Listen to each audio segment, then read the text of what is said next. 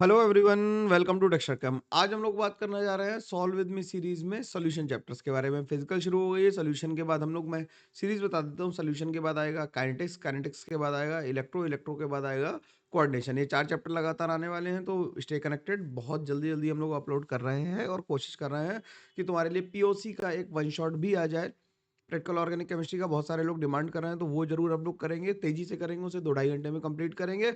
और तुम्हारे लिए एक और सरप्राइज मैं प्लान कर रहा हूँ। कोशिश कर रहा हूँ कि जल्दी से जल्दी कंटेंट आ जाए यार। मैं मतलब तुम सोच नहीं सकते मैं कितना काम कर रहा हूँ।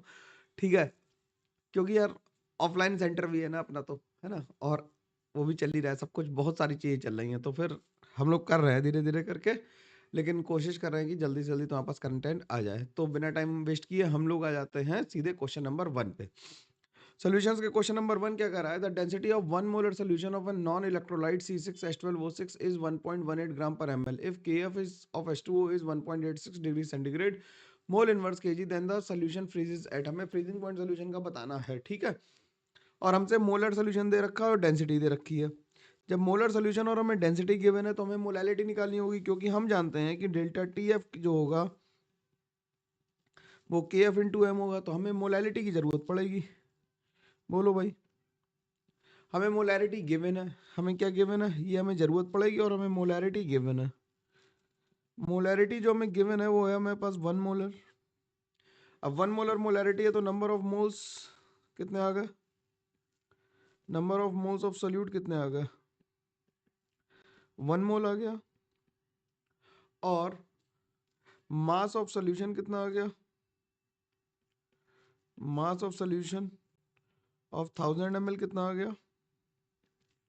1.18 इंटू 1000, यानी कि कितना आ गया? 1180 ग्राम्स। तो मास ऑफ सॉल्वेंट कितना आ गया? क्योंकि हमें मोलैलिटी में क्या चाहिए होता है? मास ऑफ सॉल्वेंट चाहिए होता है। देखो हम लोग बिना फॉर्मूला लगाए कर रहे हैं। फॉर्मूला आके जुगाड़ लगा के करने से कोई फायदा नहीं है, लेकिन सवाल अगर ढंग से लाओगे तो हो जाएगा। अब 1 मोल आया तो हमें मास, अगर हम यहाँ से देखें तो मास ऑफ शुगर कितना आ जाएगा? C6H12O6 का कितना आ जाएगा? 180 आ जाएगा। तो मास ऑफ सॉल्वेंट आ जाएगा 1180 माइनस 180, यानी 1000 ग्राम ही आ गया। बहुत ही अच्छा सवाल दिया है। तो जो मोलैलिटी आएगी वही मोलैलिटी आ जाएगी। तो मोलैलिटी कितनी आ गई? मोलैलिटी आ गई 1 मोल अपॉन 1 kg है ये, तो 1000 ग्राम से इंटू 1000 कर दें तो ये 1 m ही आ गया। 1 मोल आ गया। तो डेल्टा TF की वैल्यू क्या लिख दी?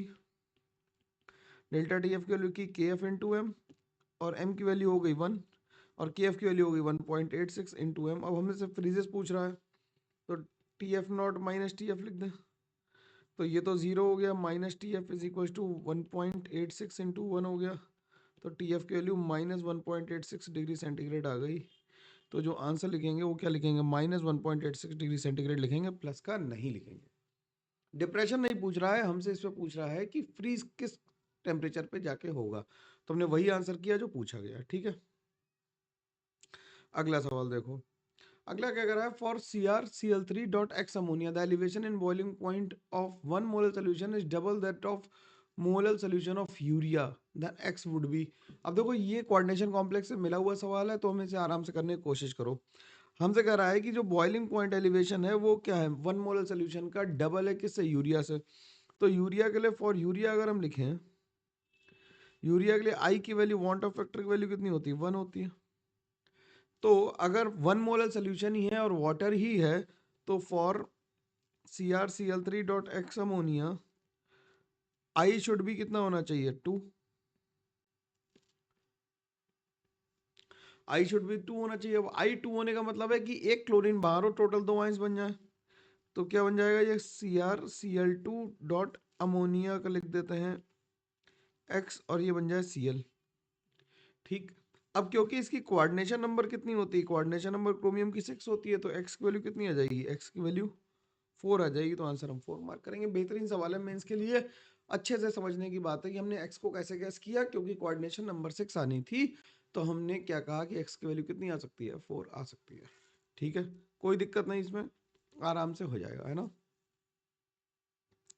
अगला सवाल क्या कर रहा है? For an ideal binary liquid solution PA not is greater than PB not है, which of the following relations between mole fraction of and Ya in is correct, ठीक है। अब P A not is greater than P V not है, तो हम ये कह सकते हैं कि ए इज मोर वोलेटाइल।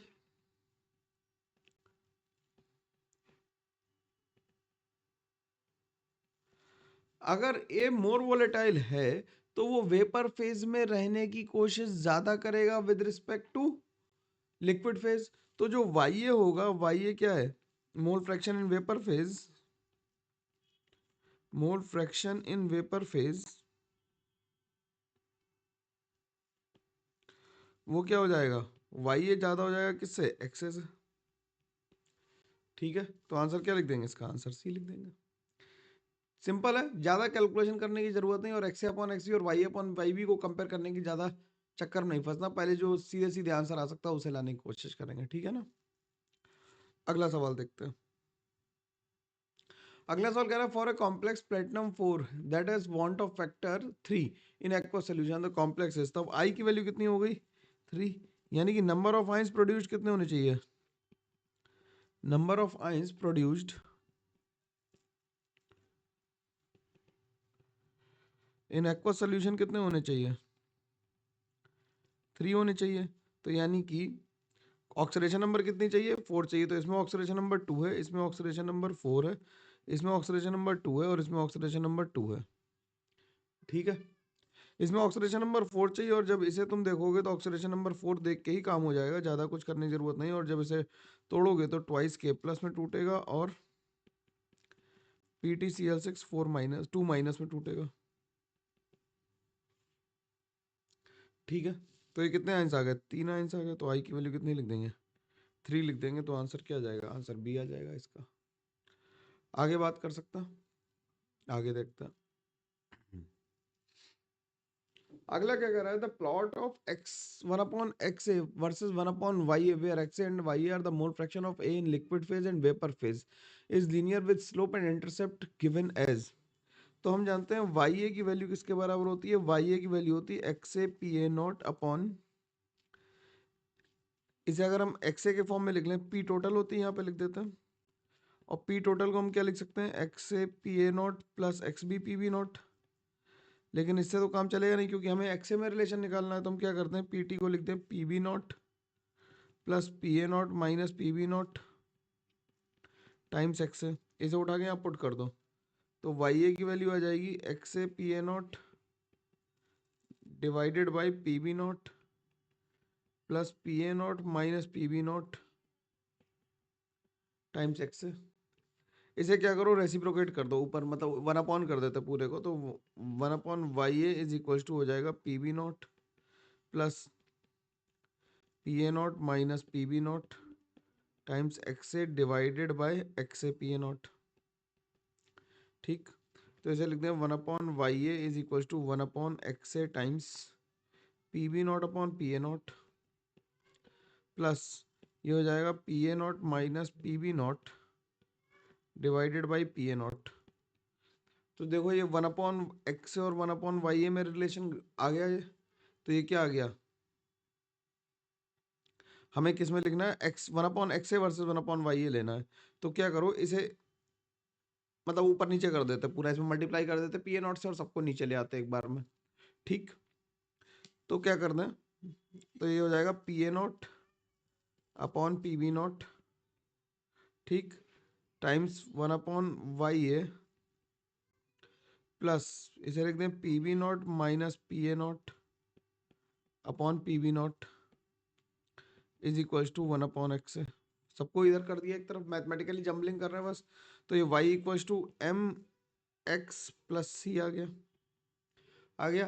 तो स्लोप कितना आ गया, P A not upon P B not आ गया, P A not upon P B not आ गया, ये बी ऑप्शन इधर होगा, P A not upon P B not आ गया, और P B not minus P A not upon P B not, ये क्या आ गया, ये बी आ गया। तो आंसर क्या आ जाएगा, आंसर अपना बी आ जाएगा। ठीक, समझ में आ गई बात।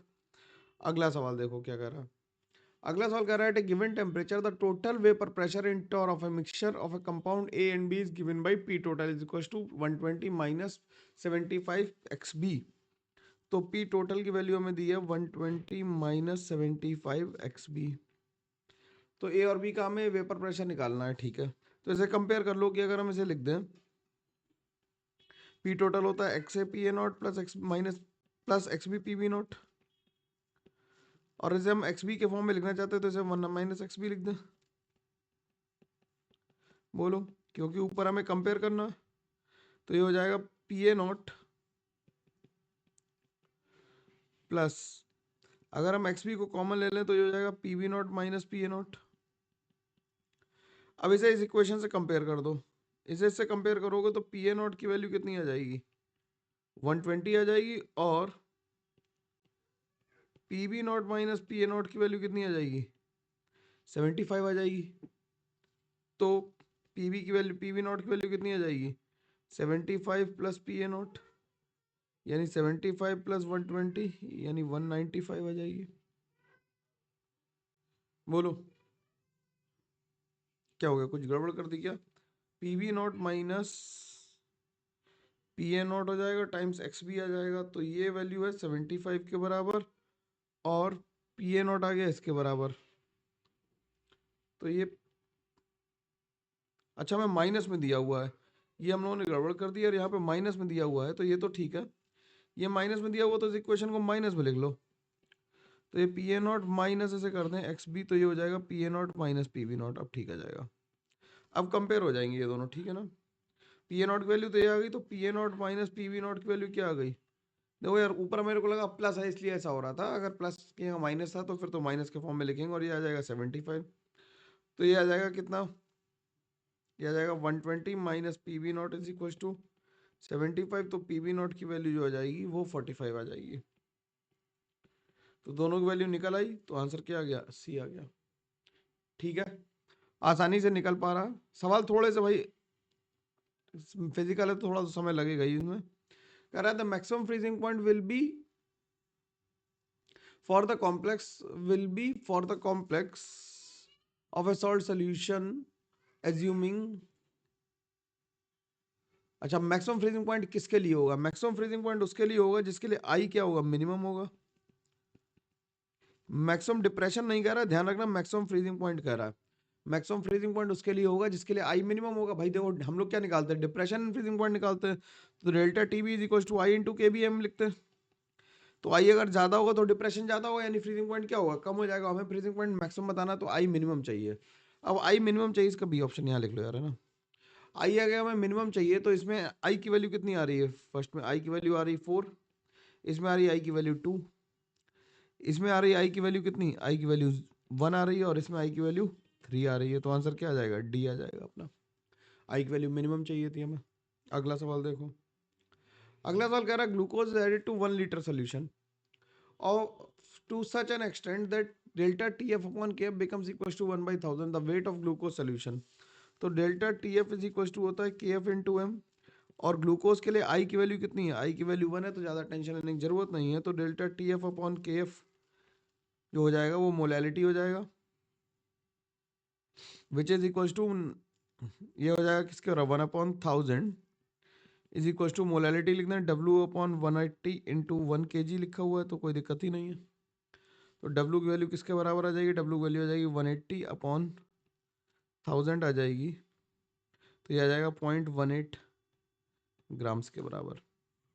ठीक है, सिंपल सवाल है, आसानी से किए जा सकते हैं, बस थोड़ा तो कष्ट होगा ही सवाल को लिखने में।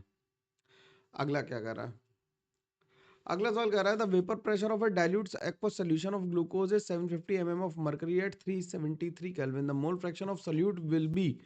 तो हमसे कह रहा है कि vapour pressure of dilute solution of glucose कह रहा है, ग्लूकोज कह रहा है, तो आई की वैल्यू 1 है। ठीक है, तो हम लिखते हैं कि P A not minus P A upon P A not की वैल्यू एक्स बी के बराबर होगी, और हमसे मोल फ्रैक्शन ही पूछा तो अप्रोक्सीमेशन करने की जरूरत नहीं है। तो ये हो गया 760 minus 750 divided by 760 is equal to x B. तो एक्स बी की वैल्यू हो गई 1/76।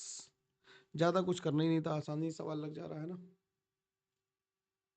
अगला क्या कर रहा है, इस सवाल में तुमसे ये पूछा गया था बेसिकली कि तुम्हें डिप्रेशन एंड फ्रीजिंग पॉइंट का सही सही फॉर्मूला पता है कि नहीं, तुम एग्जैक्ट लगाने के चक्कर में गलत कर दे रहे हो सवाल को। करा on mixing 10 ml of carbon tetrachloride with 10 ml of benzene the total volume of the solution will be. अब कार्बन टेट्राक्लोराइड यानी CCl4 और बेंजीन मिलके क्या बनाते हैं, ये बनाएंगे आइडियल सॉल्यूशन। ये क्या बनाएंगे, आइडियल सोल्यूशन बनाएंगे। अब तो मिलेगा सर दोनों को मिला के वॉल्यूम, अगर ये नॉन आइडियल सोल्यूशन होते तो वॉल्यूम या तो 20 से कम होता है या 20 से ज्यादा, लेकिन आइडियल सोल्यूशन बना रहे इसलिए वॉल्यूम कितना हो जाएगा, 20 के बराबर ही हो जाएगा। सिंपल, आसानी से हो पा रहा, कोई दिक्कत मुश्किल समस्या परेशानी इसमें नहीं आ रही है। अगला सवाल देखो भाई, अगला सवाल कह रहा है 25 degree centigrade the vapour pressure of pure methyl alcohol is 92 torr, the mole fraction of methanol in the solution which is vapor pressure of methanol is 23 at 25 degree centigrade। अच्छा, which the vapor pressure of methanol is, ठीक है। अब क्या कह रहा है कि pure methanol का कितना है, 92 है, और जो सोल्यूशन हमें दिया उसमें डिप्रेस होगी कितना आ गया, लोअरिंग इन वेपर प्रेशर और 23 आ गया, तो हम सीधे फॉर्मूला लगाते हैं P A not minus P A upon P A not, और हमसे मोल फ्रैक्शन ही पूछा है तो ज़्यादा कलाकारी करने की जरूरत ही नहीं है। तो ये हो गया 92 minus 23 divided by 92 is equal to x B. तो ये हो गया कितना 69 divided by 92 is equal to x B. ठीक है, तो एक्स बी की वैल्यू आ गई 3/4। ठीक ठीक है, तो ये मोल फ्रैक्शन किसका आया, ये मोल फ्रैक्शन आया सॉल्यूट का। ये मोल फ्रैक्शन किसका है, मोल फ्रैक्शन ऑफ सॉल्यूट आया, और हमें निकालना है किसका, मेथनॉल का। तो फॉर मेथनॉल कितना आ जाएगा, मेथनॉल विल बी 1/4। तुम्हें आंसर दोनों दे रखे हैं, तुम इसमें गड़बड़ कर दो इसलिए। ठीक है, आंसर दोनों दे रखे हैं जिससे तुम गड़बड़ कर पाओ। ठीक है, 0.75 निकाल के सीधे खुश हो जाओ। अगला सवाल क्या कह रहा है, अगला सवाल कह रहा है the vapour pressure of pure liquid A is 0.8 atm when a non-volatile solute B is added to the solvent, its vapor pressure reduces to 0.6 atm, the mole fraction of the component B in the solution is। अब क्या कह रहा है कि vapour pressure pure liquid का इतना, non volatile add किया गया तो कम हो गया, तो मोल फ्रैक्शन दिया, तो वही सवाल आ रहा है फिर से। तो P A not minus P A upon P ए कर दें।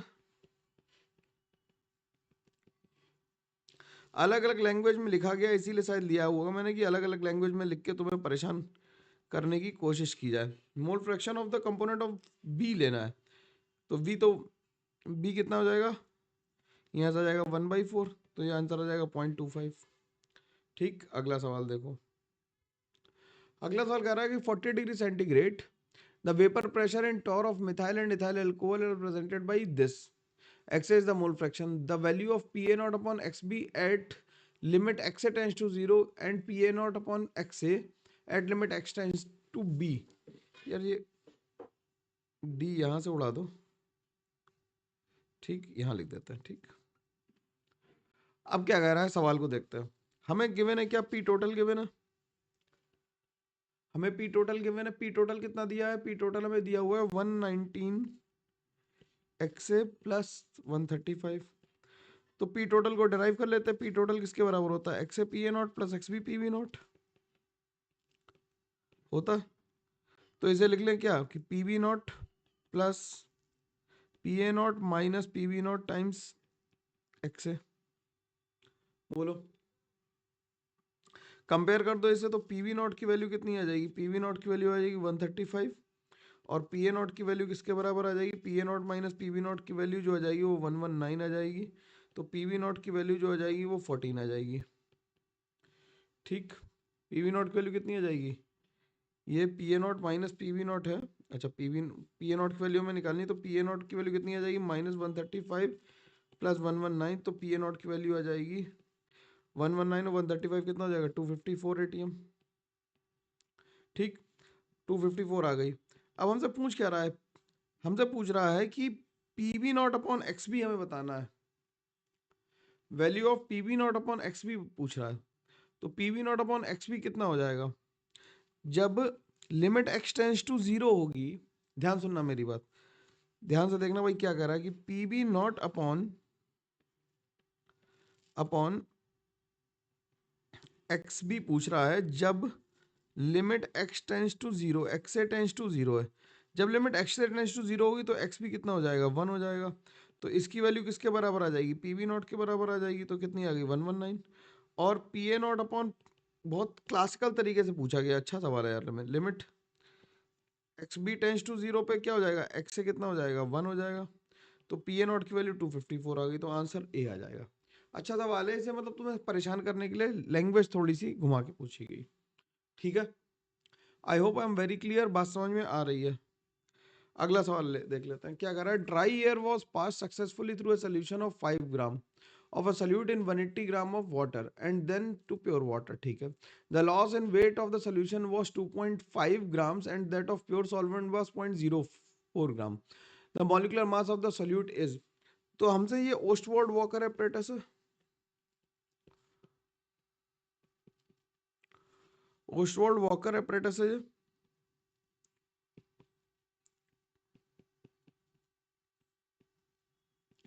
ठीक है। अगर नहीं पढ़ा तो भाई नोट्स में जाके इसे पढ़ो, रिवाइज करो, तभी ये सवाल लग पाएगा, ऐसे नहीं लग पाएगा। तो P not minus P S जो है वो किसके प्रोपोर्शनल होता है लॉस इन वेट। मैं मतलब सीधे डायरेक्ट फॉर्मूला यूज कर रहा हूँ, उसे ड्राइव तो नहीं कर सकते क्योंकि फिगर विगर बनाना पड़ेगा, तो ध्यान रखना पड़ेगा। Loss in weight of water लिख देते हैं, ठीक। और पी एस क्या है, loss in weight of solution है, इसे वाटर में सॉल्यूट लिख दो, ठीक है, ठीक। तो ये क्या हो जाएगा, P not minus P S upon P S is equal to n two upon n one, यानी कि W two upon W M two into M one upon W one, ठीक। तो इसकी वैल्यू हमें कितनी दे रखी है, हमें इसकी वैल्यू दे रखी है कितना, ये हम इसे डिवाइड कर दें, लॉस इन वेट को वाटर अपॉन क्या लिख दें, 0.04 है और 0.25 है, तो 0.04 अपॉन 2.5 इज इक्वल टू कितना लिया था वेट, 5 ग्राम सोल्यूट लिया था, हमें मोलर मास ऑफ सोल्यूट निकालना है, और वाटर का वेट कितना लिया था, 180 ग्राम लिया था, ठीक। तो ये 10 हो गया, ये 2 हो गया, तो मोलर मास की वैल्यू होगी 2.5 अपॉन 0.04 इंटू 2, डेसिमल हटाया, जीरो बढ़ा दिया, तो ये हो गया 250/8, 250/8 कितना हो गया, 31 पॉइंट कितना आंसर है कुछ ऐसा, 31 पॉइंट करके 31.25 आ गया आंसर, ठीक है। तो लॉस एंड वेट वाला ये प्रोपोर्शनलिटी, ये तुम्हें अगर याद रहेगी तो सवाल आसानी से बनेगा, नहीं तो नहीं बनेगा। तो इंपॉर्टेंट है, इसे रिवाइज कर लेना है ना, ये रिवीजन करना है, ठीक है ना। ओशोड वॉकर अपरेटस को रिवीजन करना पड़ेगा तुम्हें, तभी लग पाएगा। अगला सवाल देखो क्या कह रहा है। अगला सवाल कह रहा है consider the following solution and identify the incorrect statement. 1 molar urea, 1 molar acetic acid in benzene, 1 molar aqueous KI potassium chloride and 1 molar ammonium phosphate.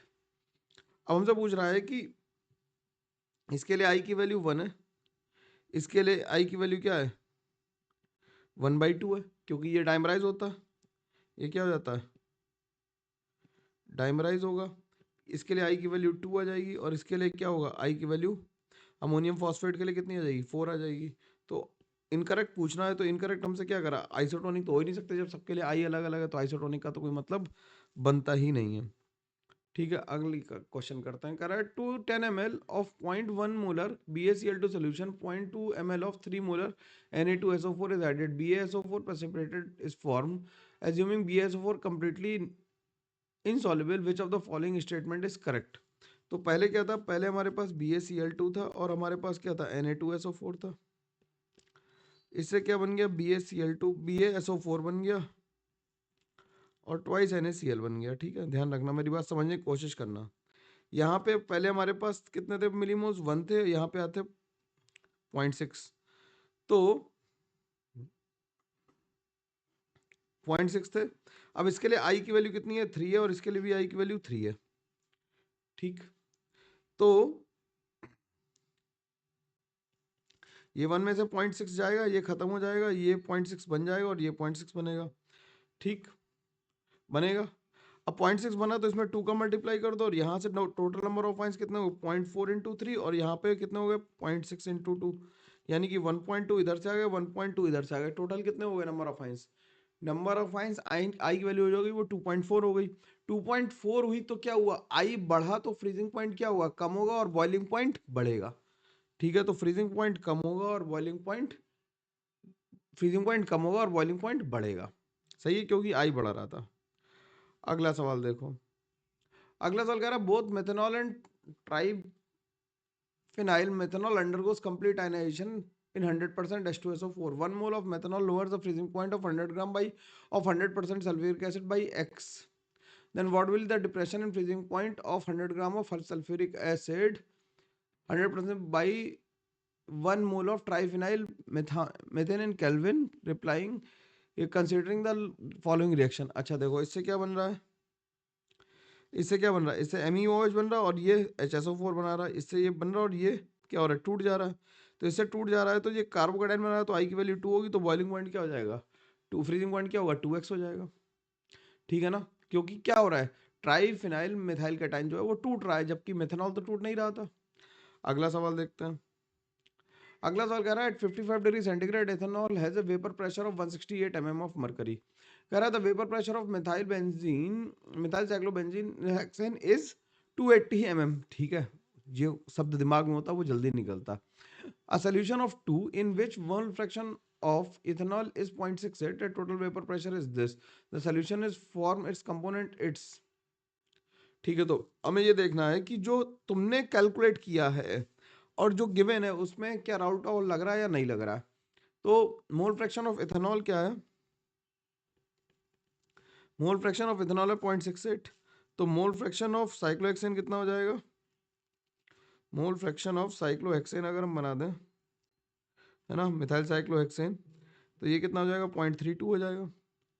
तो पीटी निकाल लो भाई, पीटी हो जाएगा किसका, 0.68 इंटू कितना है वेपर प्रेशर 168 और 0.32 इंटू 280। तो इससे कैलकुलेट कर लो तो ये कितना आ रहा है, इससे आ रहा है 203.84 विच इज़ लेस देन 376। तो क्या होगा, ये कैसा है, नॉन आइडियल सोल्यूशन है, ये नॉन आइडियल सोल्यूशन है। राउल्ट लॉ से ज़्यादा वेपर प्रेशर आ रहा है यानी पॉजिटिव डेविएशन वाला है।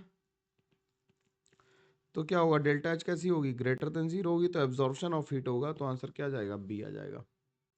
नेक्स्ट क्वेश्चन पे चलते हैं। नेक्स्ट क्वेश्चन कह रहा है water and chlorobenzene are immiscible liquids. ठीक है, दे आर इमिसिबल है, ये बात ध्यान रखना है। Their mixture boils at 90 degree centigrade under a reduced pressure of 9 into 10⁴ pascal.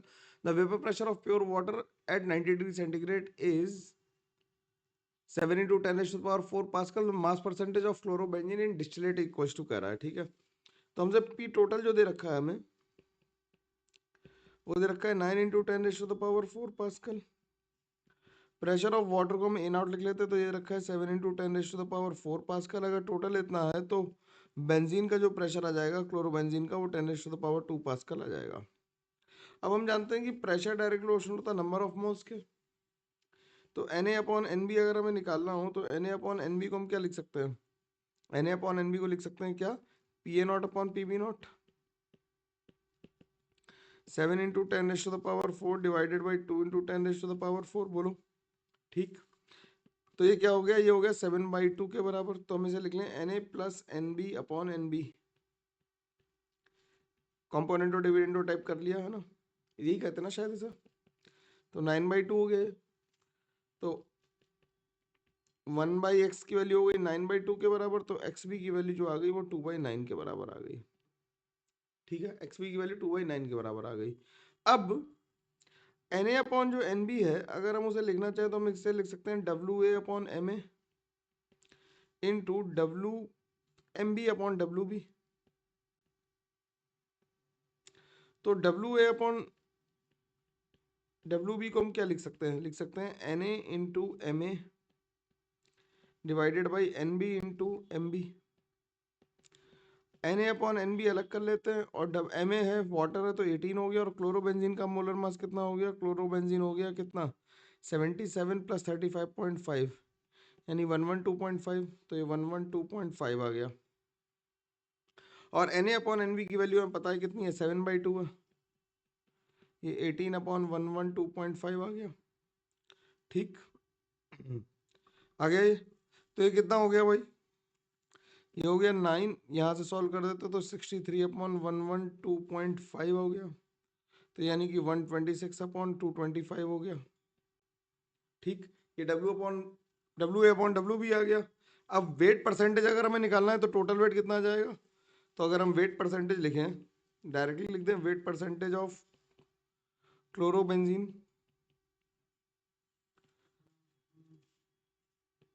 तो हम कितना लिख देंगे 100 into 225 divided by total weight कितना हो जाएगा, टोटल वेट हो जाएगा 225 प्लस 126, तो है वो 153। ठीक, तो ये कितना आ जाएगा, यहाँ से आंसर जो आ जाएगा 64.10% आ जाएगा। बढ़िया सवाल था, इंपॉर्टेंट सवाल था, तो इसे ध्यान रखना, थोड़ा अजीब सा है करने में लेकिन हो जाएगा, ठीक है ना। अच्छा सवाल कहते हैं ऐसे सवाल को, दुखी नहीं होता ऐसे सवाल को देख के, ठीक है। कह रहा है two liquids A and B have vapour pressure in the ratio of P A not is to P V nought 1:2 at the certain temperature. Suppose that we have an ideal solution of A and B in the mole fraction of A and B is 1:2, the mole percent of A in the vapour in the equilibrium with the solution that of at that given temperature and pressure. तो हम मान लेते हैं कि P A not जो हमें दिया हुआ है वो पी दिया हुआ है, और पी वी नॉट की वैल्यू हमें दे रखी है 2p, और हमें एक्स ए की वैल्यू x मान लेते हैं और एक्स बी की वैल्यू मान लेते हैं 2x। ठीक, तो पी टोटल कितना हो जाएगा, पी टोटल हो जाएगा पी टोटल हो जाएगा P x plus 2px into 2x, तो ये हो जाएगा 5px के बराबर। तो वाई ए की वैल्यू कितनी हो जाएगी, X A P A not divided by P total, तो ये कितना हो जाएगा भाई, हो जाएगा पी एक्स अपॉन 5px, तो जाएगा 1/5 यानी कि 0.2। ठीक, तो हमें मोल परसेंट निकालना, तो 0.2 इंटू 100 कर देते हैं, तो कितना आ गया 20% आ गया, आसानी से आ गया। सही है, कोई दिक्कत नहीं, इसमें समस्या आनी ही नहीं चाहिए, तो आसान सवाल था, है ना। चलो अगले सवाल की तरफ चल सकते हैं। नेक्स्ट क्वेश्चन क्या कह रहा है, नेक्स्ट क्वेश्चन कह रहा है कि अ solution of 1 mole of benzoic acid is in 15 moles of benzene produces relative lowering in vapor pressure equals to 1/31, the molar mass of benzoic acid in benzene। तो हमसे क्या कह रहा है, P not minus P S upon P not is equal to 1/31, that is mole fraction of benzoic acid. ठीक, mole fraction of benzoic acid, benzoic acid का mole fraction कितना आ जाएगा, इसे लिखते हैं आई इंटू 1/16, क्योंकि एक मोल लिया है ना। तो थियोरेटिकली कितना है, थियोरेटिकली आया कितना 1/16 आया,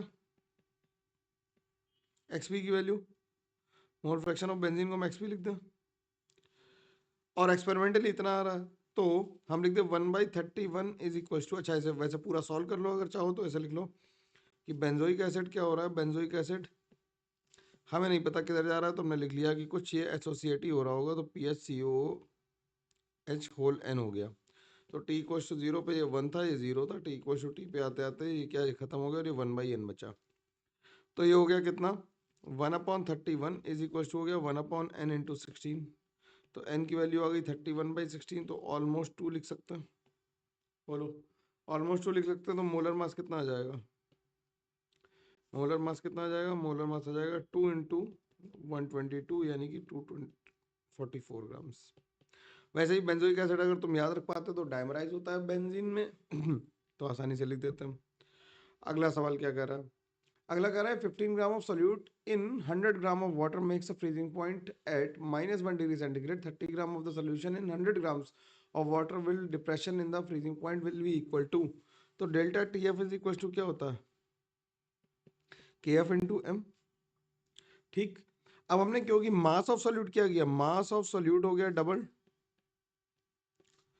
सोल्यूट हो गया क्या, डबल हो गया, और हम जानते हैं कि डेल्टा टी एफ जो है वो प्रोपोर्शनल है मोलैलिटी के, और मोलैलिटी प्रोपोर्शनल है मास ऑफ सोल्यूट के। ठीक, तो डिप्रेशन हमसे पूछा है, तो डिप्रेशन विल भी क्या हो जाएगा, delta T F will be 2m हो जाएगा, तो यानी कि जितना पहले था उसका 2 गुना हो जाएगा। सिंपल, बिना पढ़े सवाल को लगाया जा सकता था, ज़्यादा मेहनत करने की जरूरत नहीं थी। कह रहा है exact mathematical expression for Raoult law, exact mathematical expression for Raoult law कैसे देखते हैं हम लोग, जानते हैं P not minus P S upon P S, P nought की वैल्यू किसके बराबर होती है, n upon small n plus capital N. ठीक, तो क्या करो, इसे उल्टा करके लिख लो, तो P nought upon P not minus P S is equal to हो गया n plus capital N upon small N, तो ये हो गया 1, और इधर लिख दें, ऐसे ऐसे नहीं काटते हैं ना, गंदे बच्चे काटते हैं ऐसे, 1 प्लस एन अपॉन एन लिख लेते हैं, तो P not minus P S minus 1 is equal to हो गया capital N upon small N. तो ये हो गया P S upon P not minus P S is equal to हो गया capital N upon small N. तो P not minus P S upon P not P S की value कितनी हो गई, small N upon capital N. तो ये ऐसा आंसर सी आ गया। ठीक है, ये एग्जैक्ट एक्सप्रेशन भी तुम्हें पता होना चाहिए। अगला क्या कह रहा है, अगला क्या कह, for a given electrolyte A X B Y the degree of dissociation alpha can be written as. तो ए एक्स है, बी वाई है, इसे अगर हम ब्रेक करें तो क्या लिखेंगे, X A Y plus plus Y B X minus, ये 1 था 0 0 हो गया, टी इक्वल्स टू 0 पे टी इक्वल्स टू टी पे वही क्या लिखा, ये 1 माइनस अल्फा हुआ तो ये एक्स अल्फा बन गया और ये वाई अल्फा बन गया। तो आई की वैल्यू किसके बराबर आ गई, 1 minus alpha plus x alpha plus y alpha. तो 1 माइनस अगर हम अल्फा को, तो बी ऑप्शन तो दिख ही रहा है, सही है। ठीक, अब हम जरा अल्फा को एक तरफ कर लें, तो हम आई माइनस 1 लिख दें, बोलो इसे, हम इसे लिखते हैं आई माइनस 1 और अल्फा को एक तरफ करने के लिए लिखते हैं एक्स प्लस वाई माइनस 1। तो अल्फा की value I minus 1 upon X plus Y minus 1 आ गई।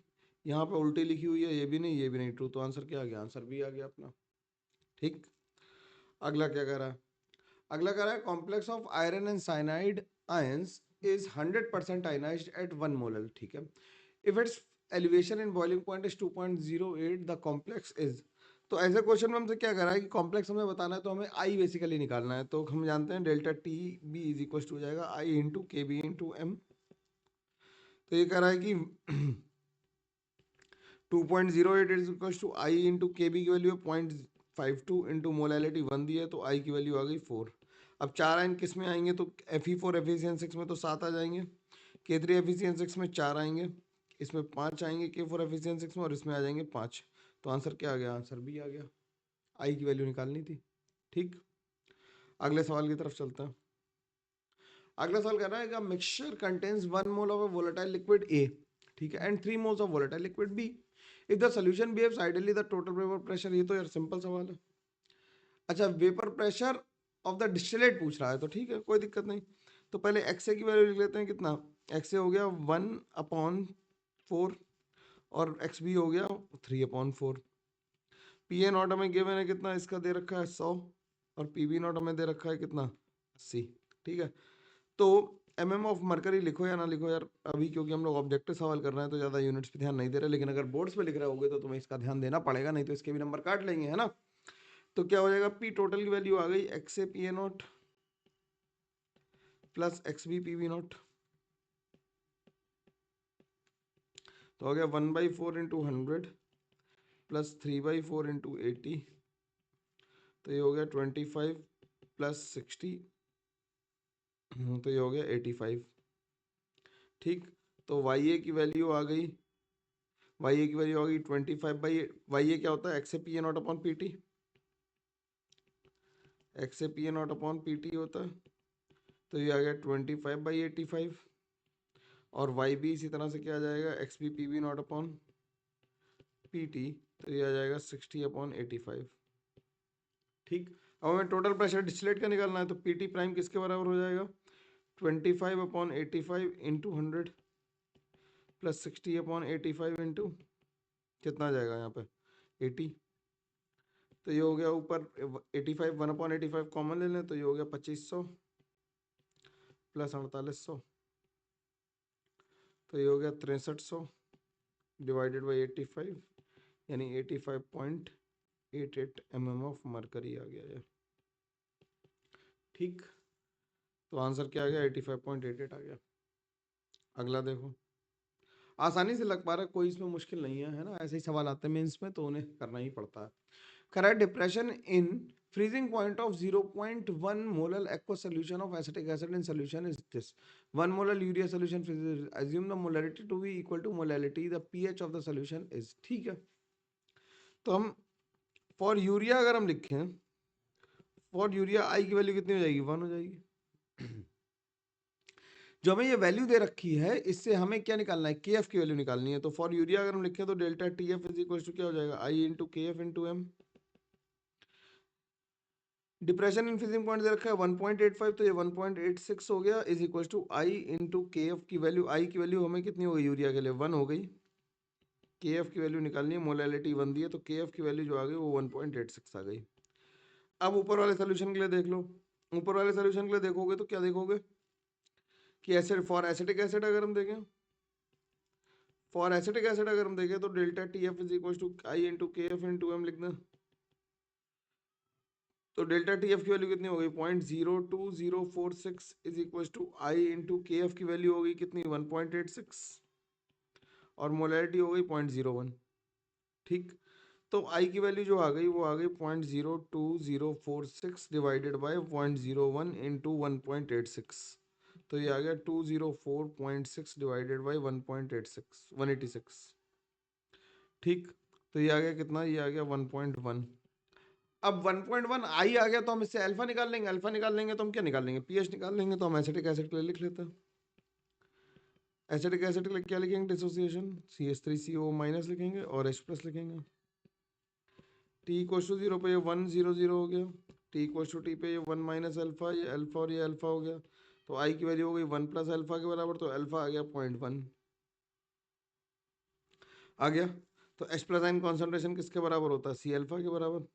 H प्लस आयन कंसंट्रेशन किसके बराबर होता है, सी अल्फा के बराबर, तो ये हो गया 0.01 इंटू 0.1 यानी 10⁻³ तो पीएच कितनी आ गई, पीएच आ गई 3। तो आंसर क्या लिखेंगे 3 लिख देंगे। ठीक है, अच्छा सवाल है, क्यों, क्योंकि इसमें थोड़ा सा आयनिक भी मिला के तुमसे पूछ लिया गया, मिक्स कॉन्सेप्ट वाला क्वेश्चन है। ठीक है, ऐसे सवालों से दिमाग की बत्ती जल जानी चाहिए, है ना। अगला सवाल क्या कर रहा था, mole fraction of A about the solution, A vapours about the solution in the mixture of A and B will be. अब हमें एक्सए की वैल्यू दे रखी है, एक्सए की वैल्यू अगर हमें दे रखी है कितनी है 0.4 है, तो एक्स बी की वैल्यू कितनी आ गई 0.6 आ गई। तो पी टोटल लिख देते क्या, X A P A not plus x B P B naught, तो ये हो गया कितना 0.4 इंटू 100 प्लस 0.6 इंटू 200। ठीक, तो ये हो गया 40 प्लस 120, तो हो गया 160। तो वाई ए की वैल्यू हो गई किसके बराबर, वाई ए हो गया x A P A not upon P T, यानी कि 40 अपॉन 160, यानी कि 0.25 आ गया ये। सही है। अगला देखो, अगला क्या कर रहा है, 12.2 grams of benzoic acid in 100 grams of benzene has a depression in freezing point of 2.6 degree centigrade if there is 100% association कह रहा है, number of molecules of benzoic acid associated state would be। ठीक है, तो हमें basically I निकालना है। अगर हमसे कह रहा है कि पहले हमें 12.2 grams of benzoic acid 100 gram of benzene डाले, तो मोलैलिटी निकाल लो पहले। मोलैलिटी विल बी 12.2 अपॉन 122, इसका मोलर मास गिवन ही है, अपॉन ये हो जाएगा 1000 डिवाइडेड बाई 100, तो ये हो जाएगा कितना 1 मोलर आ गया। डेल्टा टी एफ को लिखने क्या, I into K F into M. Delta T F की वैल्यू है 2.6 is equal to I into K F की वैल्यू है 5.2 इंटू मोलैलिटी 1 हो गई, तो आई की वैल्यू कितनी आ गई, आई की वैल्यू आ गई 0.5। ठीक, अब एसिटिक एसिड 100% एसोसिएट हो रहा है, एसिटिक एसिड है बेंजोइक एसिड है, वो बेंजोइक एसिड है, बेंजोइक एसिड है जो 100% एसोसिएट हो रहा है, तो C6H5COH के N मॉलिक्यूल्स दिए और जो एसोसिएट हो गए C6H5COH होल N बन गया, तो ये 1 हो गया, ये 0 हो गया, ये 1 से 1 पूरा खत्म हो गया क्योंकि, और ये कितना बन गया 1/n बन गया, तो 1/n की वैल्यू हो गई 1/2, तो n की वैल्यू कितनी हो गई 2। खत्म हो गया सवाल, यही लगाना था। अगले सवाल पे चलता है। अगला कह रहा है surface tension of water is 73 dyne पर centimetre cube at two 20 degree centigrade if the surface area is increased by 0.1 metre square the work done would B.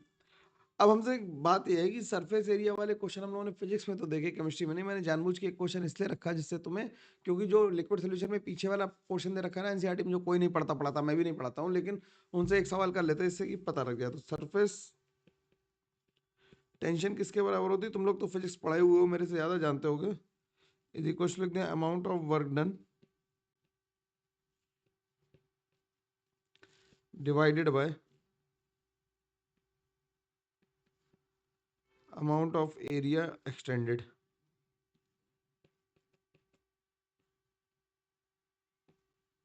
ठीक, एक्सटेंडेड में ज़्यादा ही डी लिख दिया, एक्सटेंडेड। ठीक, तो W कितना आ गया, W2 आ गया 733 सेंटीमीटर इनवर्स है।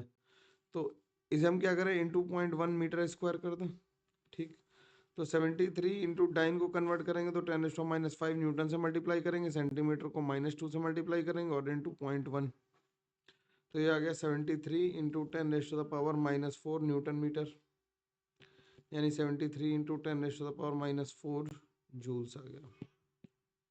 ठीक, यूनिट कन्वर्जन ही तो मैं सिखा दिया। अगला देखो, अगला क्या कर रहा है कि 0.004 molar Na2SO4 is isotonic with 0.01 molar glucose at equilibrium, what will be the apparent degree of dissociation of Na2SO4। तो ग्लूकोज के लिए तो I1 हो गया, तो Na2SO4 के लिए देख लो भाई, Na2SO4 के लिए क्या कर रहा है कि ये ट्वाइस Na बनेगा और SO4 2- बनेगा। अब ये कह रहा है भाई पूरा नहीं टूट रहा, हम लोग क्या मानते हैं पूरा टूट रहा है, तो 1 - अल्फा हो गया, ये 2 अल्फा हो गया और ये अल्फा हो गया। हमसे कह रहा है कि 0.004 into 1 + 2 alpha is equal to 1 into 0.01। तो ये हो गया, यहाँ से डेसिमल हटा दिया, ये यहाँ पर डेसिमल आ गया, तो 0.4 + 0.8 अल्फा इज इक्वल टू 1 आ गया। तो अल्फा की वैल्यू आ गई कितनी, 0.6/0.8 यानी कि 2/3। ठीक, अल्फा की वैल्यू कितनी आ गई, 2/3 आ गई। सही कर रहा,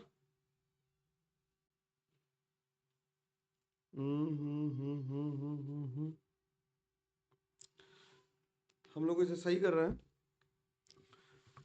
सही कर रहे हैं। तो ये 2/3 नहीं यार, 3/4 आएगा। ठीक, 3/4 आ गया यानी कितना आ गया, 75% आ गया, 75 यानी 0.75 आ गया। ठीक है, अगला सवाल देखो, ये तो यार अभी हम लोगों ने लगाया था, रिपीट आ गया गलती से क्वेश्चन, इसे तो छोड़ ही देते हैं ना, ये सॉरी ये रिपीट आ गया, इसे आगे बढ़ता है। अगला सवाल कह रहा है, अगला कह रहा है कि विच of the following will have the least vapour pressure. Least vapour pressure उसमें होगा जिसके लिए आई ज़्यादा होगा, उसके लिए वेपर प्रेशर क्या होगा, लोअरिंग इन वेपर प्रेशर ज़्यादा होगी। तो इसके लिए आई की वैल्यू कितनी है, 3, इसके लिए आई की वैल्यू 1 है, इसके लिए आई की वैल्यू 3 है और इसके लिए आई की वैल्यू 4 है। तो डी आंसर आ गया। ठीक, अगला कह रहा है which of the following is not a colligative, is a colligative property. इसमें कॉलिगेटिव प्रॉपर्टी कौन सी है, ऑस्मोटिक प्रेशर।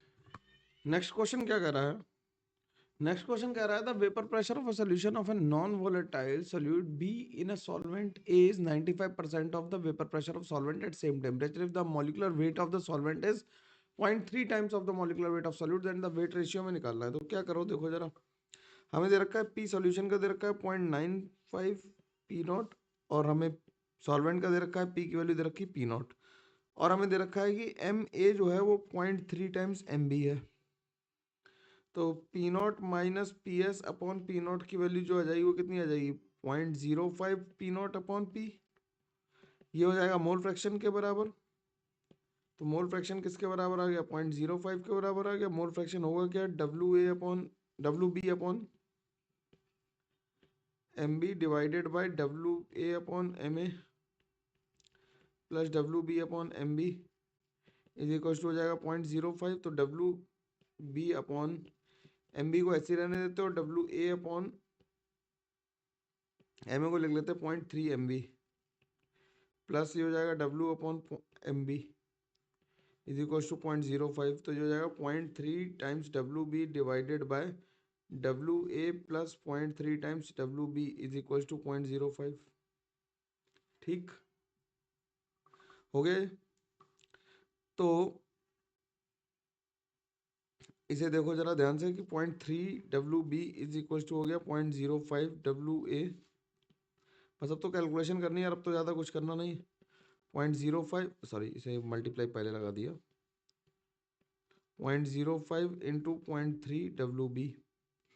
तो WB कॉमन ले लें तो यह आ जाएगा 0.3 WB कॉमन ले लेते तो यह आ जाएगा 1 minus 0.05 is equal to 0.05 WA। तो हो गया 0.95 into 0.3 into WB is equal to हो गया 0.05 WA। तो WA अपॉन WB की वैल्यू किसके बराबर आ गई, 0.95 इंटू 0.3 अपॉन 0.05 यानी कि ये आ गया 19, तो ये आ गया 5.7 के बराबर, तो आ गया 5.7 के बराबर, तो आंसर क्या आ गया, बी आ गया। अब अगले सवाल की तरफ चलते हैं। अगला सवाल क्या कर रहा है, ethylene glycol is used as an antifreeze because of the addition of ethylene glycol to water lowers the freezing point. ये बिल्कुल ठीक बात है, ये इंपॉर्टेंट भी है और ठीक भी है, तो इसे ध्यान रखेंगे, है ना। Ethylene glycol behaves as a non volatile compound, बिल्कुल सही बात है, और ये किसी क्या करता है, फ्रीजिंग पॉइंट को लोअर कर देता है, तो इसका ये करेक्ट एक्सप्लेनेशन भी हो गया, ठीक है। अगला सवाल क्या कर रहा है, अगला सवाल कह रहा है कि depression in freezing point will B high if the molar depression constant of liquid is high. ये बात सही है। Depression in freezing point is a qualitative property, ये दोनों बातें सही है, लेकिन एक्सप्लेनेशन से इसका कोई लेना देना नहीं है दूर दूर तक, तो ये बात ठीक है, बी आ गया आंसर। अगला क्या कह रहा है, अगला कह रहा है one component in a solution shows negative deviation from Raoult's law the other will show positive. ऐसा हो ही नहीं सकता। अगर एक कंपोनेंट हमारा नेगेटिव डेविएशन शो कर रहा है तो दूसरे को भी नेगेटिव ही शो करना पड़ेगा, एक पॉजिटिव कर रहा है तो दूसरे को भी पॉजिटिव ही शो करना पड़ेगा, ये रूल है। A mixture of two volatile liquids shows positive deviation if there is a decrease in internuclear forces between the two liquids। बिल्कुल सही बात है ये, तो इसका आंसर क्या आ गया, पहला सही दूसरा गलत। पहला गलत हो जाए तो फिर तो मतलब कहानी खत्म हो गई, ज्यादा चेक करने की जरूरत नहीं, दूसरा अपने आप ही सही होगा।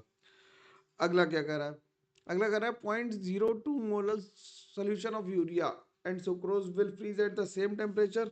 बिल्कुल सही बात है, हम ये मान रहे हैं कि सुक्रोज के लिए आई की वैल्यू 2 नहीं, इसे ग्लूकोज में नहीं तोड़ रहा है, ग्लूकोज और फ्रक्टोज में, ठीक है ना। जनरली सुक्रोज के लिए 1 ही लेते हैं, जब तक कहा जाए तब तक नहीं तोड़ना, ठीक। Freezing point of a solution is inversely proportional to the molar concentration of solute. ये बिल्कुल ठीक बात है, क्योंकि जो डेल्टा टी एफ है वो किसके प्रोपोर्शनल है, मोलैलिटी का। मोलैलिटी मतलब कि मोलैरिटी मतलब जो मोलर मास है उसके इनवर्सली प्रोपोर्शनल होगा, ठीक है। तो आंसर क्या आ गया, बी आ गया, ठीक। क्या कर रहा है, freezing point of a solution is concentration of inversely proportional. हाँ, ये डिप्रेशन इन फ्रीजिंग पॉइंट बता रहा है ना, तो जितना मोलैलिटी ज्यादा होगी उतना डिप्रेशन क्या होगा, ज्यादा होगा, तो फ्रीजिंग पॉइंट क्या हो जाएगा, कम हो जाएगा, ठीक है। ऐसे देखना, ऐसे लैंग्वेज में कंफ्यूज हो जाओ तो ऐसा देख लो ऐसे। अगला क्या कर रहा है, a solution having greater value of greater vapour pressure has higher boiling point. ये तो गलत बात है, जिसका वेपर प्रेशर ज्यादा होगा उसका बॉइलिंग पॉइंट क्या होगा, कम होगा। Elevation in boiling point is directly proportional to the lowering in vapour pressure. ये सही बात है, तो आंसर क्या आ गया, डी आ गया।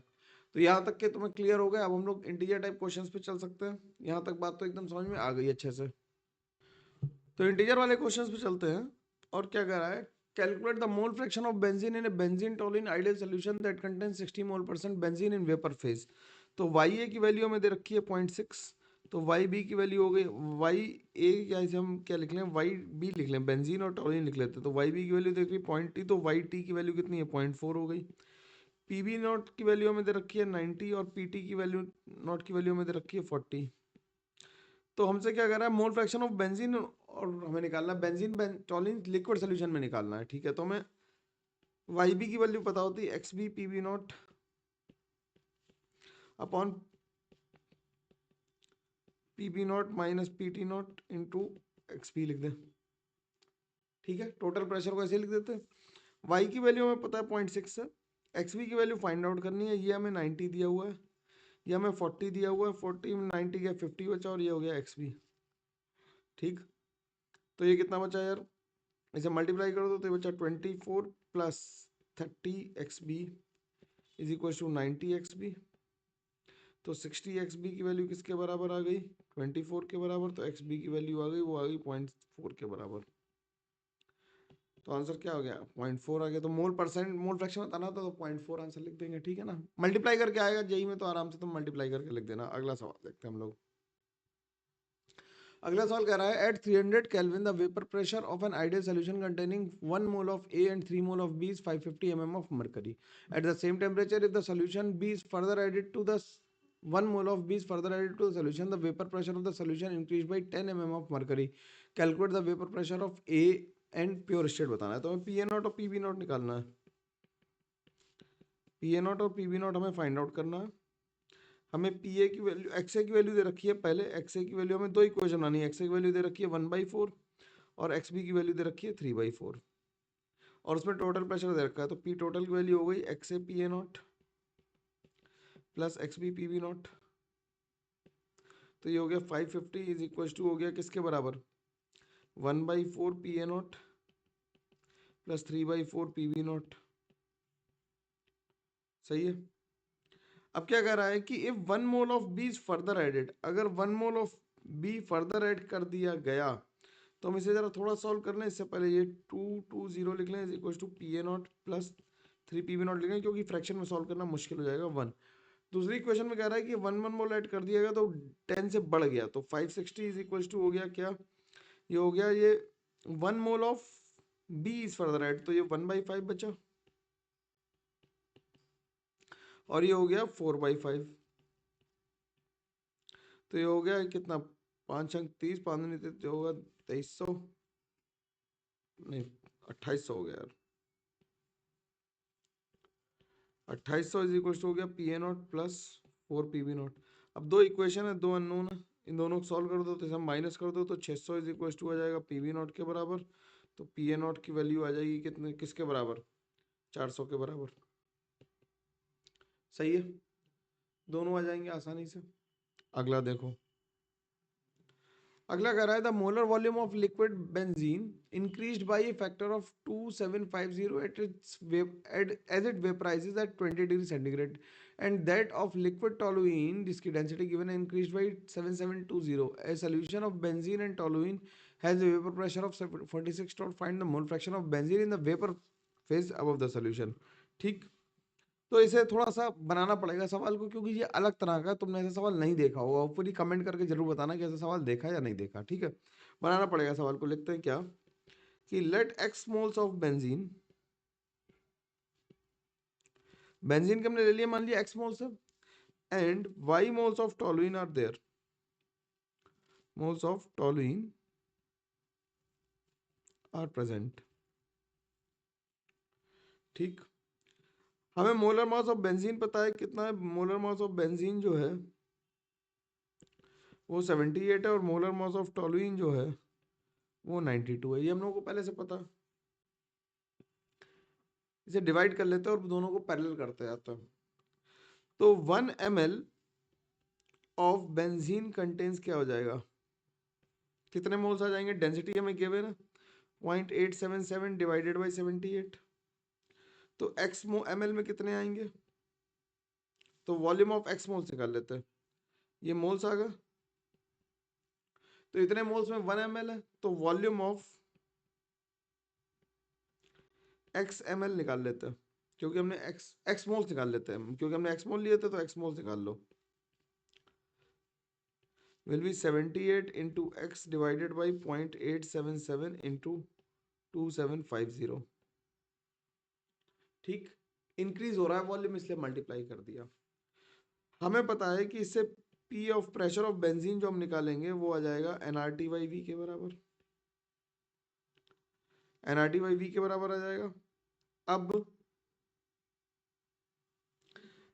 वॉल्यूम हमें गिवन है, एन की वैल्यू हमें पता है, एक्स मोल्स दिए थे, ये हो गया 0.0821 इंटू टेम्परेचर कितना हो गया, टेम्परेचर हो गया 20 डिग्री सेंटीग्रेड यानी कि 293 हो गया, डिवाइडेड बाय वॉल्यूम हो गया 78 इंटू एक्स इंटू 2750 इंटू 0.877। देख लो शानदार तरीके से हम प्रेशर निकालना है, थोड़ा सा मुश्किल है समझने को, लेकिन तुम समझोगे तो अच्छे से हो पाएगा। तो एक्स से एक्स कैंसिल हो गया, बाकी ये नंबर सारे सॉल्व हो जाएंगे यार मल्टीप्लाई होके, और इससे 74.48 टॉर आ जाएगा। तो तुम्हें प्रेशर निकालना पड़ रहा है, इसमें प्रेशर ऑफ बेंजीन निकालना पड़ा। ऐसे ही प्रेशर ऑफ टोलुइन निकालेंगे, अब तो आसान हो गया। तो 1 ml ऑफ टोलुइन का क्या हो जाएगा, 1 ml ऑफ टोलुइन का कितना हो जाएगा, डेंसिटी इसकी कितनी दे रखी टोलुइन की, टोलुइन की डेंसिटी 0.867 डिवाइडेड बाय 92, ये मोल्स आ गए। तो वाई मोल्स वॉल्यूम कितना आ जाएगा, वाई मोल्स का वॉल्यूम आ जाएगा 92 into Y divided by 0.867 into किस फैक्टर्स बोला रहा है, 7720। ठीक, तो इसका प्रेशर ऑफ टोलुइन निकाल दो, यह जाएगा नंबर ऑफ मोल्स आ गए वाई इसके लिए into 0.0821 into 293 divided by 92 into Y into 7720 into 0.867। ठीक, तो वाई से वाई कैंसिल हो गया।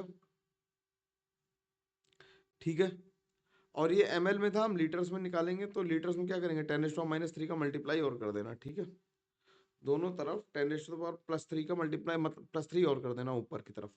ठीक है, यहाँ पे लिख दो 10⁻+3 क्योंकि हम लोग लीटर्स में निकालना है, प्रेशर टॉर्म ले लिया। ठीक, तो इससे जो प्रेशर ऑफ टॉलुइन जो आ जाएगा वो आ जाएगा 22.04 टॉर। ठीक है, सही है। और डिवाइड बाई 760 भी करना पड़ेगा क्योंकि हम लोग एटीएम में डील कर रहे हैं ना, मतलब इसे टॉर में निकालने के लिए हम क्या करेंगे, ये हमारा एटीएम में आएगा और 760 से डिवाइड और करोगे तो टॉर में आ जाएगा। ठीक है, डिवाइड बाई 760। ठीक, तो ये टॉर में आ जाएगा, दोनों तरफ वही सेम काम करेंगे। ठीक, अब हमें पी टोटल पता हो जाएगा, P total is equal to हो जाएगा P T naught plus P B minus P T into X of benzene. ये हमें दे रखा है टोटल वेपर प्रेशर कितना दे रखा है 46, ये हो गया 22.04 प्लस हो गया 74.48 minus 22.04 into mole fraction of benzene कितना आ जाएगा वो हम निकाल लेंगे। तो यहाँ से मोल फ्रैक्शन ऑफ बेंजीन जब निकालोगे, यार थोड़ी कैलकुलेशन ज़्यादा है, जेई मेंस के हिसाब से थोड़ा सा मुश्किल सवाल है, लेकिन एक आध अच्छे सवाल तो लगाने बनते ही हैं। और टॉलुइन का जब निकाल दोगे तो 0.55 आ जाएगा। तो हमें वाई ऑफ बेंजीन निकालना है, तो x B P B naught, X B P B not divided by P T आ जाएगा। ठीक, तो ये आ जाएगा 74.48 इंटू एक्स बी की वैल्यू आ गई 0.45 डिवाइडेड बाई पी टोटल हो गया 0.46, तो ये आ जाएगा 0.726। ठीक, तो आंसर 0.726 लिखेंगे। थोड़ा सा विचित्र सवाल था लेकिन अच्छा था, इसे करना तो बनता ही है, बिना करे तो काम नहीं चलेगा। अगला सवाल देखते हैं। अगला सवाल कह रहा है very small amount of a non volatile solute that does not dissociate is dissolve in 56.8 centimetre cube of benzene, जिसकी डेंसिटी गिवन है। At room temperature the vapour pressure of this solution is 98.88 mm of mercury while that of pure benzene is 100. Find the molality of the solution if the freezing temperature of this is 0.73 lower than that of benzene. What is the value of molar freezing depression constant? इससे दो चीजें तुम्हें निकालनी है। तो हमें P not minus P S upon P not P S की value रखी N of solute upon N of solvent, तो W upon M into W of M of solvent upon W of solvent. ये दे रखा 100 minus 98.8 divided by 98.88 is equal to हो जाएगा 56.8। Wait हमें कितना दे रखा है,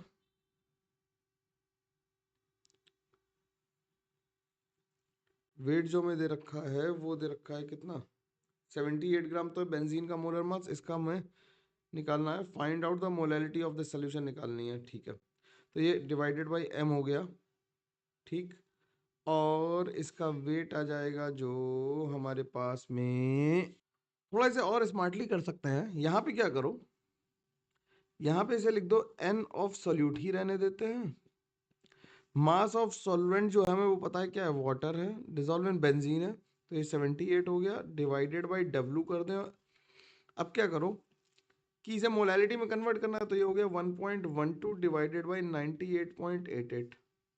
इसे 78 को नीचे ले आए तो ये हो गया N of solute upon W of solvent into 100 कर दे, इंटू 1000 कर दे, इंटू 1000 कर दे, दोनों तरफ कोई नुकसान। तो ये बेसिकली बन गई मोलैलिटी, ये बन गई मोलैलिटी और इसकी वैल्यू निकल आएगी। तो ये कितनी आ जाएगी 1120 डिवाइडेड बाई 78 इंटू 98.88। तो जो मोलैलिटी की वैल्यू आ गई यहाँ से आ गई 0.145 आ गई। ठीक, 0.145 आ गई। अब डेल्टा टी एफ की वैल्यू किसके बराबर हो जाएगी, के एफ इंटू एम के बराबर। तो ये हो गया 0.73, कितना दिया था 0.73 दिया था, डिग्री ऑफ लोअर देन। ठीक है, तो के एफ हो गया इंटू 0.145 आ गया। तो के एफ की वैल्यू किसके बराबर आ गई 0.73 डिवाइडेड बाई 0.145 यानी कि आ गई 5.034। ठीक है, चलो अगला सवाल देखते हैं। अगला सवाल कह रहा है motor vehicle radiator was filled with 8 litre of water in which 2 litre of methyl alcohol density were added. What is the lowest temperature at which the vehicle can be parked outdoors at a without a danger that the water of the radiator will freeze? हमें radiator को freeze नहीं होने देना ना, bast कर सकता है उसकी वजह से। तो हम क्या करें, delta T F is equal to क्या हो जाएगा, के एफ इंटू एम हो जाएगा। तो के F into weight upon molecular mass into water का वेट हो गया 1 अपॉन किसका, कितना 8 लीटर कंटेनर है तो वाटर का वेट हो गया किसके बराबर, इंटू 1000 हो गया। तो ये कितना आ गया, ये आ गया कितना, ये आ गया 186 divided by 1.86 into 1000 into W upon M upon 8000। ठीक, अब ये क्या कह रहा है कि हमें 2 लीटर कंटेनर लिया तो डब्ल्यू कितना हो गया हमारे पास 1.86 इंटू 1000, तो ये हो गया 2 लीटर लिया तो ये हो गया 16, ये हो गया 1600 divided by molar mass of methyl alcohol कितना होता है यार बताओ जरा। मिथाइल अल्कोहल का मोलर मास होता है CH3OH यानी 17 15 32 हो गया, 32 हो गया। तो ये हो गया, जीरो से जीरो कैंसिल हो गए, इधर से 2 जीरो कैंसिल हो गए, 16 दूनी 32 हो गया और 8 दूनी 16 हो गया, तो 186 अपॉन 16 आ गया। ये 186 अपॉन 16 आ गया यानी कि 11.625 आ गया। तो कब तक ये सर्वाइव करेगा, -11.625 डिग्री सेंटीग्रेड तक ये सर्वाइव कर सकता है। ठीक है, अगर केल्विन में निकालोगे तो केल्विन में आंसर आ जाएगा। ठीक है, कोई परेशानी नहीं। ठीक, डेंसिटी दी थी तो उस समय मास निकालना था। अगला क्या कह रहा है, the freezing point of a solution of acetic acid in benzene is this: acetic acid exists partially as dimer, calculate the equilibrium constant of dimerization, the melting point of pure benzene is this, and the molar enthalpy of fusion। अब ये सवाल बहुत interesting हो जाता है कि जब हमें मोलर एंथैल्पी ऑफ फ्यूजन और बेंजीन हमें दी हुई तो हमें बेसिकली क्या दे रखा है, हमें के एफ की वैल्यू निकालने के लिए सामान दे रखा है। तो के एफ का फॉर्मूला क्या होता है, के एफ का वाला सामान मतलब फॉर्मूला होता है K F is equal to R T F naught square into M upon delta H F. इसकी वैल्यू रख दो 8.314 इंटू टी एफ नॉट की वैल्यू हो गई कितनी, टी एफ नॉट की वैल्यू हो गई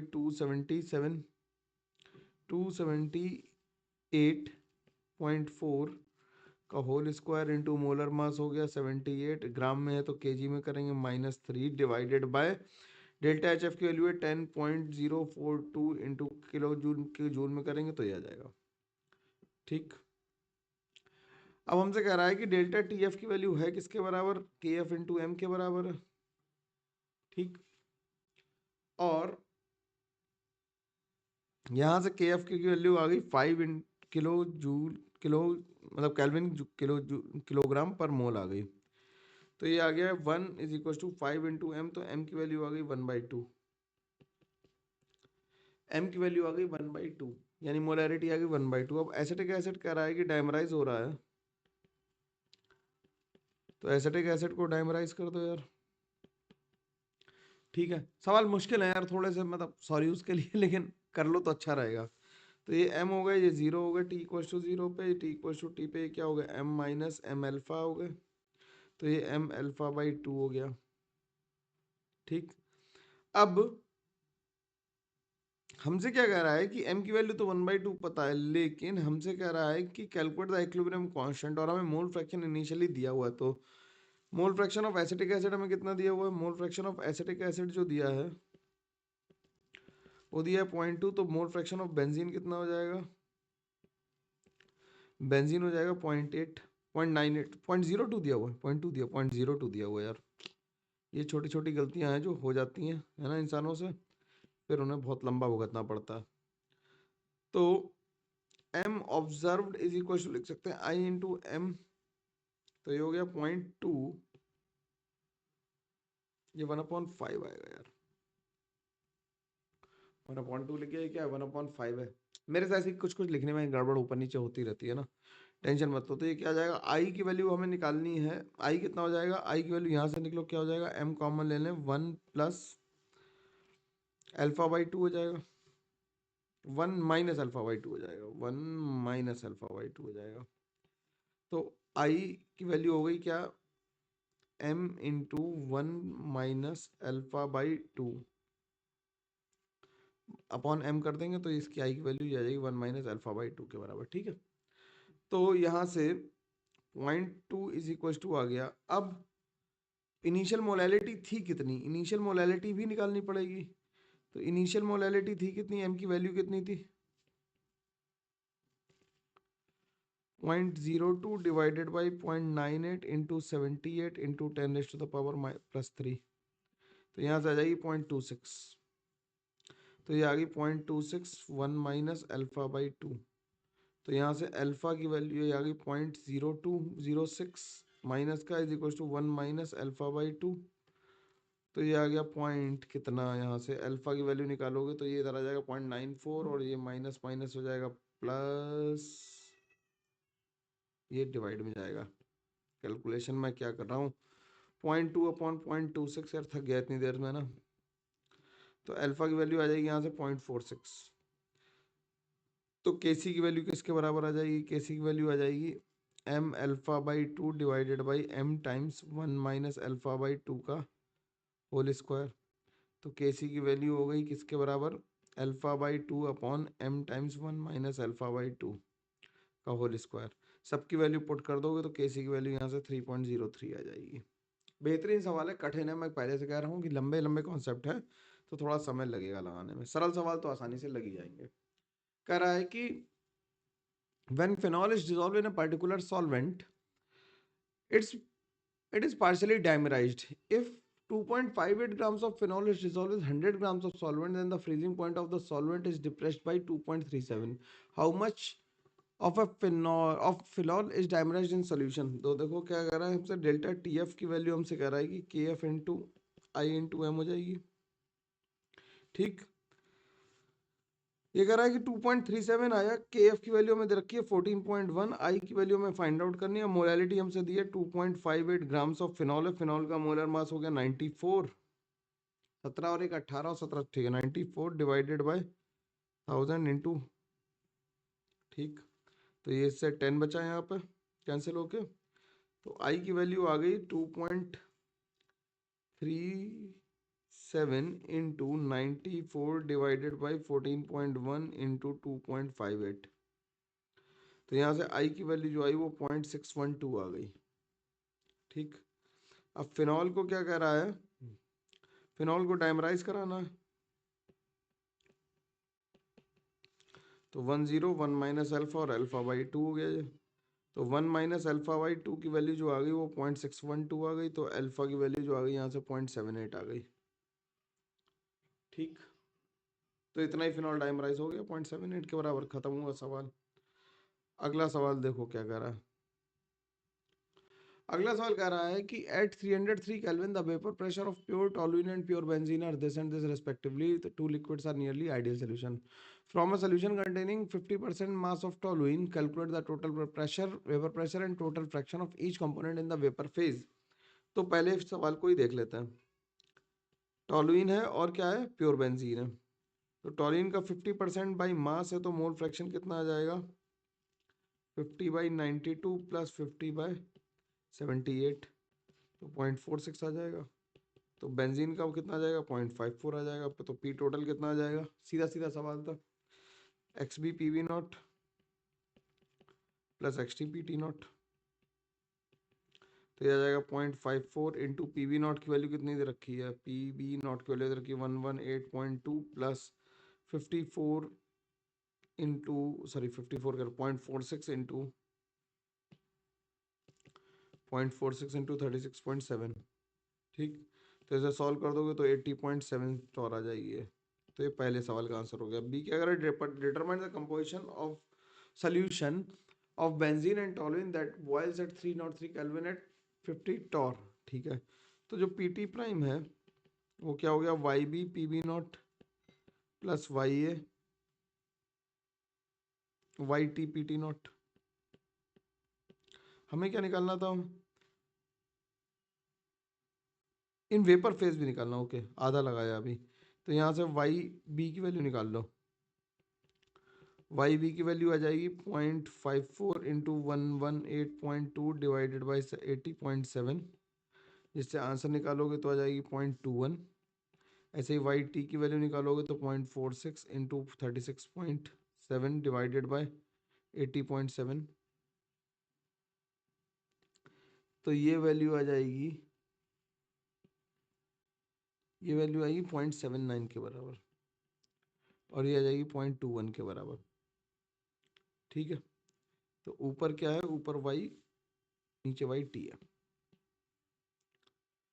ठीक, अब दूसरे वाले में कह रहा है कि हमसे कह रहा है कि कंपोजिशन जो 50 टॉर पे वेपराइज हो जाए, तो ये हो जाएगा P T naught plus P B not minus P T naught, P B not minus P T naught लिखना था यार, टाइम्स एक्स बी। तो वाई बी की वैल्यू हो जाएगी P T prime minus P T naught divided by P B not, ये Y B है यहाँ पे, माइनस पी टी नॉट। तो 50 माइनस 36.7 डिवाइडेड बाय 118.2 माइनस 36.7, तो यहाँ पे वाई बी की वैल्यू जो आ जाएगी वो 0.16 आ जाएगी, तो वाई टी की वैल्यू जो आ जाएगी 0.84 आ जाएगी। ठीक है, थोड़ा सा विचित्र सवाल है लेकिन इसे करना तो बनता ही है यार, है ना, ऐसा तो करेंगे ही सवाल को। ये सवाल भी बहुत पूछा जाने वाला है, इसे ध्यान से कर लेंगे कि 100 gram of sucrose solution in water is cooled to -5 degree centigrade, what weight of ice would be separated out if at this temperature if the solution starts freezing at 0.38 kelvin. तो पी टोटल जो होगा वो P naught of liquid plus P naught of water होगा। ठीक है, तो हमसे क्या कह रहा है कि 100 ग्राम ऑफ सुक्रोज सोल्यूशन है, तो इसमें लिक्विड की तो जरूरत ही नहीं पड़ेगी। इसे देख लो, 100 ग्राम ऑफ सुक्रोज सोल्यूशन है, तो लिख लेते हैं let 100 gram of sucrose solution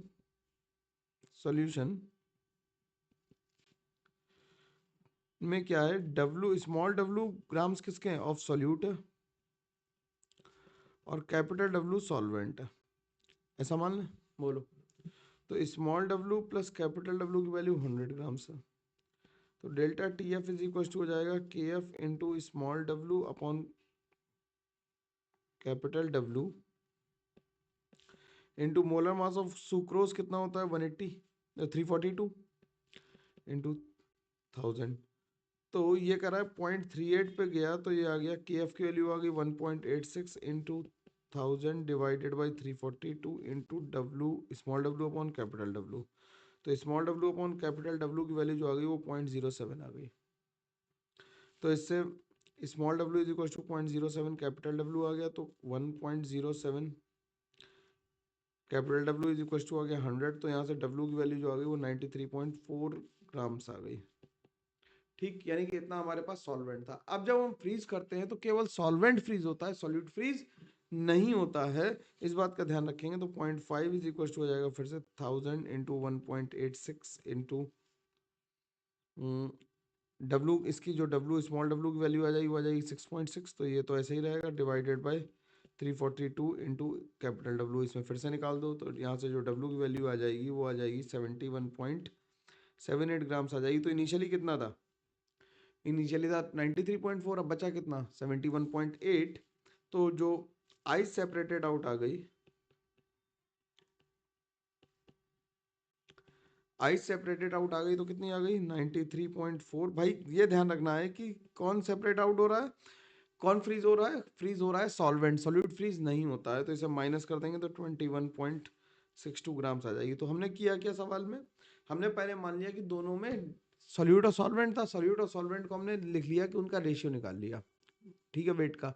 अब हमने रेशियो निकाल के हमने एग्जैक्ट निकाल लिया कि कितना सॉल्यूट था कितना सॉल्वेंट था। अब जो फ्रीज होगा वो सॉल्वेंट होगा, तो सॉल्यूट का तो जो मास है वो फिक्स रहेगा, सॉल्वेंट का बदल जाएगा, तो सॉल्वेंट का मास दोबारा निकाल दिया कि वो 0.5 डिग्री सेंटीग्रेड जब होगा टेम्परेचर माइनस का, तब हम कितना सॉल्वेंट बचा पाएंगे। तो उस टाइम पे डब्ल्यू निकाल के माइनस कर दिया, तो बाकी क्या बन गई होगी, आइस बन गई होगी। तो इस तरह से हम लास्ट सवाल पे आ गए। लास्ट सवाल क्या कर रहा है, when a liquid is immiscible with water was steam distilled at 95.2 degree centigrade and a total pressure of 473.3 torr. Distillate obtained 1.27 grams of the liquid per gram of water. Calculate the molar mass of the liquid. The vapor pressure of water is 638.6 torr at 95.2. तो P total को हम क्या लिख सकते हैं, P total जो होगा इसमें इमिसिबल लिक्विड का ही वेपर प्रेशर होगा, तो P naught of liquid plus P naught of water लिख देते हैं।